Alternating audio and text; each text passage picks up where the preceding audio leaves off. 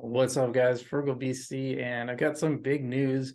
Some of you guys saw this on Twitter yesterday, and the big news is, well, got some merch. No, just kidding. That's not the big news, but I did my test hat for my Frugal BC merch is in. This is what it looks like.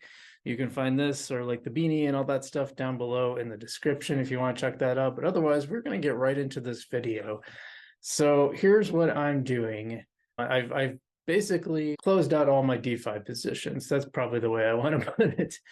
Now what? So I mentioned that I was doing this on Twitter. I got a lot of comments about what, kind of what the hell, what the heck you doing there, buddy? What are you doing, Frugal?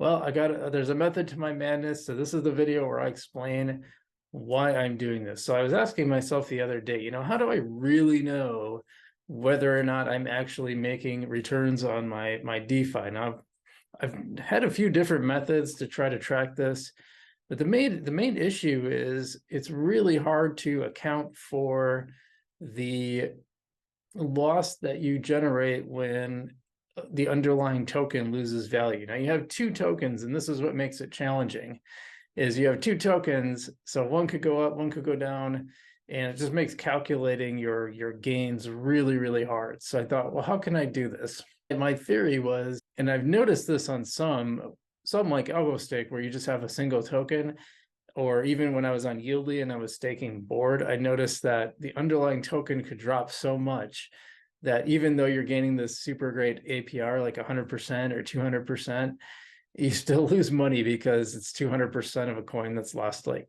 300% of its value. So I thought, so that's kind of what led to me choosing coins only in the top 10 of volume on Vestige, or at least trying to stick to that. So that's kind of so here's what I did. I just decided to close all my Algorand DeFi positions. So Humble, Cometa, everything, all closed out, all algo. I still got like I got to unwind my folks finance from governance because that was a disaster for reasons I'll talk about in another video, I think. And so I really wanted to say, well, how could I like demonstrate this? So the easiest way I thought was to, the unwinding will be the tricky part to keep track of it. I'm going to take $100 and put it into 3 different protocols. So I'm going to put it into AlgoStake, Humble, and Cometa. So these are going to be my test dummies. I'm also going to have just a 10%, I'm going to take $100 and just see what the price of that algo would be, and also what the price would have been if I just bought Bitcoin. I don't think I'm actually going to buy those amounts because I already have them. So we're going to take the price and we're going to compare it to our test group, which is what if I just bought and held algo, or what if I just bought and held Bitcoin. Our experiment is going to show how this worked over time. In other words, was it better to be in these DeFi protocols, or was it better to be in Algorand? So here's what I'm going to do. This first video, I'm making you aware of this. I'm telling you about the experiment, the start of it. I'm going to be doing weekly updates. So my portfolio review on NifGen I'm going to do weekly updates on NifGen on how this portfolio is going week to week. So did I lose money? As much as I can tell. It's kind of hard because once you put it into an LP, it's hard to track the value of that LP without removing it, but we'll do our best. We'll see what we can do. One thing I might do is, this would be really tricky too, is to like try to buy one actual LP and keep it in Tinyman just so I can use that to track the price. This is why this stuff is so hard to track. This is one of the things that I discovered when I started doing Algorand DeFi. It's really, really hard to track this stuff accurately because there's so many different variables that can throw you off. But this is by starting with exactly $100 in each one. So the goal isn't necessarily growth, but the goal is to use this to give us a good benchmark. $100 is a good benchmark. So did it go above $100 when I closed out, or was it below?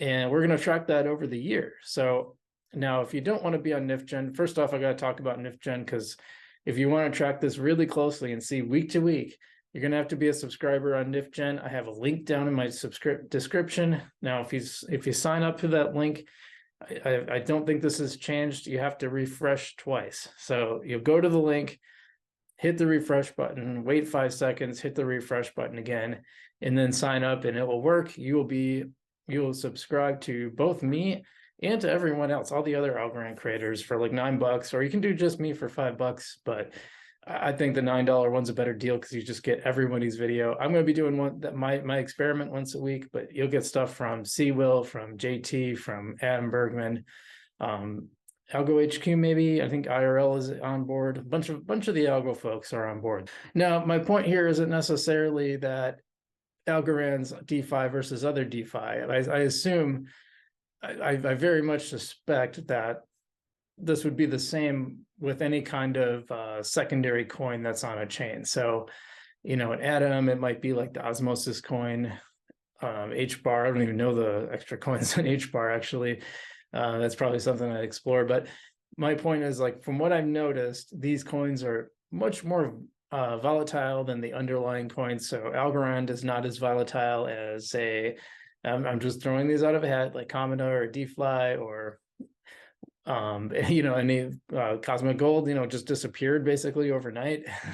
So if you were staking, here's the thing, that's one of my points about governance, just to go on a quick side tangent. If you were staking in a Cosmic pool as part of governance, you're kind of screwed. I understand why they did it, and I have more details in my Algorand hack videos about why they had to remove liquidity. But this is kind of my point. Like, these, you won't see Algorand just get removed. They can't. Again, this is going to be on NifGen, but then I'm going to give you quarterly updates on the channel as well. So if you don't want to follow along with weekly, you can still watch the channel. I will do quarterly updates on this to let you know how it's going. But if you really want to watch, you want kind of you want to be in the stands, you want to be in the room, be a fly on the wall for this, then you got to go with NifGen. And it's something that NifGen created this in order to support creators like me and try to make it actually sustainable, like something you could make a living at, versus doing this on the side like I do now. So if you really want to support the channel right now, NifGen's the best way to do it. I think it's a great way if you like really want crypto content. A lot of creators are putting extra content on there, so it's like a steady stream of, you know, it's all going to be Algorand. We're all talking about Algorand. I'm talking about my whole portfolio, which includes other stuff, but let's be honest, most of the stuff I do is on Algorand. So that's what I want to talk about. So this is starting Friday. I'm going to make this. I'm going to do the first video on NifGen. So if you're watching this on NifGen, keep watching. Obviously, you can see that there's more video. If you're watching on YouTube, we're getting pretty close to the end.